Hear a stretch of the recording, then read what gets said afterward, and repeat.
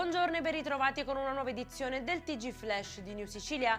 In apertura profondo rammarico della Federazione Editori Digitali per la cancellazione del fondo per l'editoria dalla manovra regionale, una scelta definita miope e dannosa che secondo la Fed indebolisce il diritto dei cittadini a un'informazione libera e di qualità, privando la Sicilia di un investimento culturale fondamentale. Si è spenta a Mazara del Vallo la professoressa Maria Cristina Gallo, 56 anni, che aveva denunciato i gravi ritardi negli esami istologici eseguiti all'ASP di Trapani.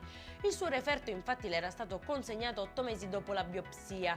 Dalla sua denuncia è nata poi un'inchiesta della Procura di Trapani tuttora in corso, con 19 indagati tra medici e personale sanitario. Scoperto un vero e proprio arsenale in un garage di Riesi nel Nisseno. In manetto un bracciante agricolo di 44 anni, nel locale sono stati rinvenuti anche materiali per la fabbricazione di armi, 22 monete antiche e altri reperti archeologici su cui indaga il nucleo tutela patrimonio culturale. Denunciati 2 venditori ambulanti per la vendita di scarpe contraffatte al mercato di Caltagirone con marchi come Nike, Adidas e Gucci. Sequestrate oltre 300 paia di calzature, uno dei 2 irregolari sul territorio e già destinatario di espulsione è stato condotto al CPR di Trapani.